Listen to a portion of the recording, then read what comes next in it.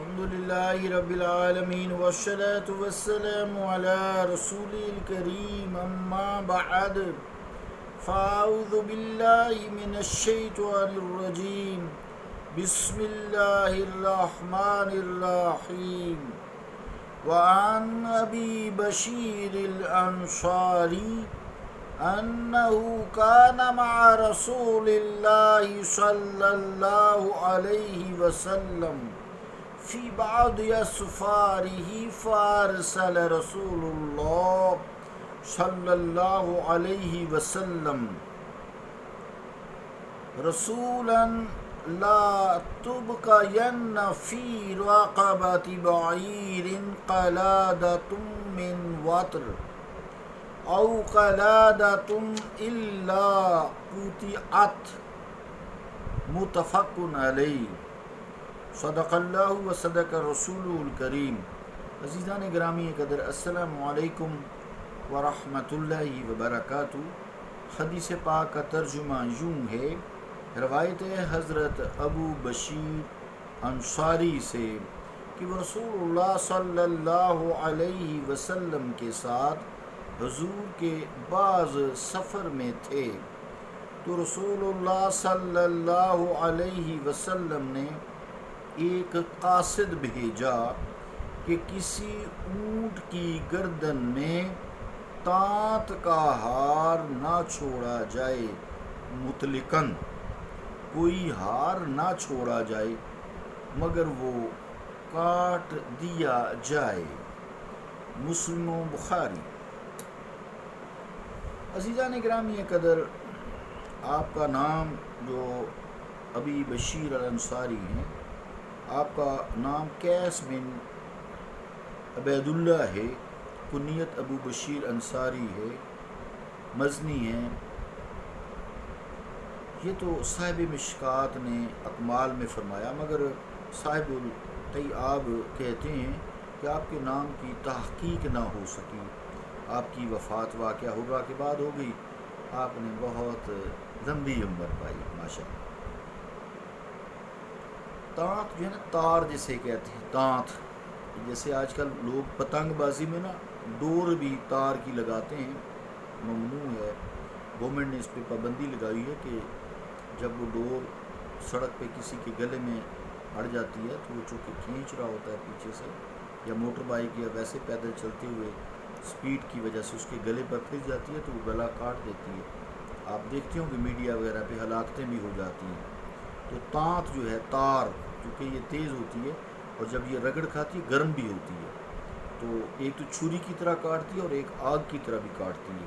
جیسے ویلڈنگ والی تیز آگ ہے، گرم ہو کر لوہے کو کاٹ دیتی ہے، لوہے کی پلیٹوں کو کاٹ دیتی ہے، جوڑ کاٹ دیتی ہے۔ تو تانت کا ہار اونٹوں کے گلے میں ڈالتے تھے، اس لیے کٹوا دیا۔ ایک تو یہ جانور کی گردن اس سے کٹتی ہے، جیسا کہ میں نے بات کی ہے، پھر ظاہری بات ہے جانور کی گردن جب اوپر سے نیچے سے کٹے تو تکلیف ہوتی ہے، نیچے سے کٹے ہلاکت بھی ہو سکتی ہے، سخت تکلیف ہوتی ہے جانور کو۔ دوسرے ہار کٹوانے کی کئی ایک وجوہات ہو سکتی ہیں۔ آپ کا فرمان ہے جتنا سوچتے جائیں اتنی حکمتیں ابھر کے انسان کے ذہن میں آتی ہیں۔ ایک یہ کہ ان ہاروں میں گھنگرو یا جھانج جسے کہتے ہیں، جھانجر جسے کہتے ہیں، بجنے والی کوئی چیز جس سے جھانجر یا گھنگرو بجتے ہیں وہ باندھی جاتی تھی، اور یہ باجا کے مشابہ ہے، میوزک کے مشابہ ہے۔ تو حدیثوں میں آتا ہے فرشتے رحمت کے جو ہوتے ہیں اس وقت پاس نہیں آتے۔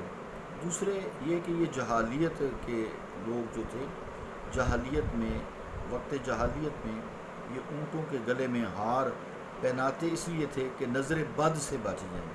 استغفر اللہ۔ یہ بطور گنڈا جو ہے نا، یہ کہ بھئی یہ اس سے اونٹ کو نظر نہیں لگتی، اس لیے وہ تانت تار باندھ دیتے تھے۔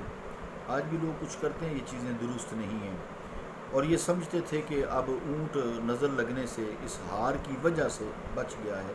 اس طرح اللہ تعالیٰ پہ جو عقیدہ توحید ہے وہ بھی خراب ہوتا ہے، انسان کی سوچ ڈائیورٹ ہوتی ہے۔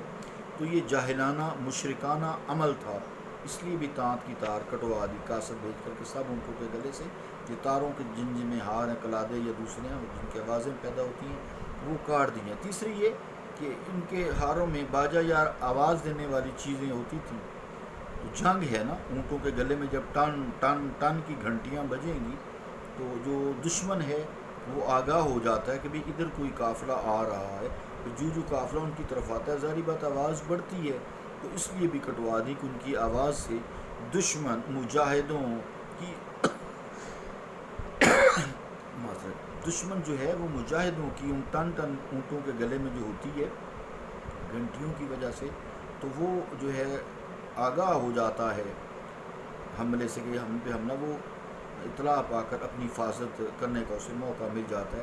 بہرحال یہ جنگی مراد، یہ جنگی تدبیر کے بھی گھنٹیاں یا تانت کی تار جسے گلے میں ہار کے طور پر لٹکایا جاتا تھا، وہ جنگی تدبیر کے حفاظتی تدبیر کے طور پر بھی ایسا کیا۔ دوسری یہ کہ اونٹ کا یہ گلا گھونٹ دیتے تھے، چوتھے بات یہ کہ اونٹ کا گلا گھونٹ دیتے تھے، جب وہ کھاتا تھا درخت سے کچھ پتے وغیرہ توڑتا تھا ایسے اوپر کرتا تھا، تو وہ جو تانت کی تار ہے وہ گردن اٹھا کے کھاتا تو وہ گردن کٹ جاتی تھی، زخمی ہو جاتی تھی۔ بہرحال اس ممانعت کی بہت ساری وجوہات ہو سکتی ہیں۔ پھر ظاہر ہے کہ یہ جو قاصد بھیجا گیا اس کے ذریعے اونٹ والوں کو پیغام بھیجا گیا بھی سارے جن کی گردنوں میں یہ جھانجریں ہیں یا تانت ہے، تار ہے، جھانجریں اسی میں پروئی ہوتی ہیں نا، تو وہ کاٹ دیں، کھول دیں، پھینک دیں۔ ممکن ہے خود قاصد کو ہی حکم دیا ہو بھی تم جا کر دیکھو کہ جس کے گلے میں اونٹ ہے تو کہہ دو بھی نبی مکرم صلی اللہ علیہ وسلم کا یہ حکم ہے، خود کاٹ دو یا میں کاٹ دوں گا۔ تو اس طرح وہ ریموو کر دی گئیں۔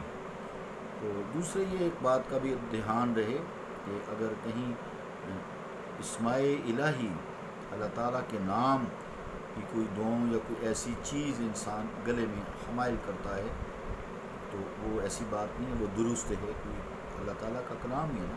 جیسے آپ نے جیب میں قرآن مجید رکھا ہوا ہے تو گلے میں لٹکایا ہوا ہے تو کیا ہے، اس سے کیا فرق؟ ہاتھ میں نہیں پکڑتے، ہے تو انسان ہی ہے نا، اس کو حفاظت سے رکھنا ہے نا، تو سینے کے ساتھ لگانا کوئی بری بات بھی نہیں ہے۔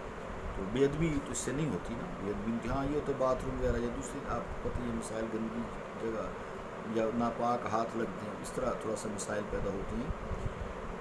تو بہرحال ان چیزوں کو، ایسی چیزوں کو جیسے جوتے جو ہیں وہ رکشوں کے پیچھے لٹکے ہوتے ہیں، الٹی ہانڈی جو ہے مکان پہ رکھ دیتے ہیں کہ اس کو نظر نہ لگے، ایسی باتیں دین میں نہیں ہے۔ یہ ہندوؤں کا، دیوبندیوں کا، عیسائیوں یہودیوں کے طریقہ کار، خاص طور سے یہ ہندوؤں کے طریقہ کار ہے، یہ درست نہیں ہے۔ پھر اس میں جنتر منتر اگر لکھا ہوا ہے تو وہ بھی درست نہیں ہے، تعویذ گنڈے اس طرح کی درست نہیں ہے۔ ہاں اللہ تعالیٰ کا کلام ہو، کوئی آیت ہو، کوئی صورت ہو، قرآن کریم ہو۔ آج کل چھوٹے چھوٹے قرآن مجید ملتے ہیں جس میں چاندی میں وہ ڈبیا سے بنی ہوتی ہے، گاؤں کے لوگ پہلوان خاص طور سے لٹکا دیتے ہیں کہ جب کشتی لڑتے ہیں نا، قرآن کو بنایا نا، قرآن کو کہا کہ یہ اس کے ذریعے میں جیتوں گا، تو ٹھیک ہے، انما الاعمال بالنیات، تمام اعمال کا دار و مدار نیتوں پر ہے۔ انسان اپنی نیت کو درست کر، دوسرے سے آنکھ بند کر، چھوڑ اپنی نبیڑ، تجھے پرائی کیا پڑی ہے، اپنی نبیڑ تو۔ اللہ تعالیٰ فضل کرے ہم پر فرمائے، دین کی سمجھ عطا فرمائے۔ صلی اللہ تعالیٰ علی رسول خیر خلقہ محمد وعلی آلہ و صحابہ اجمعین، رحمتک یا ارحم الراحمین۔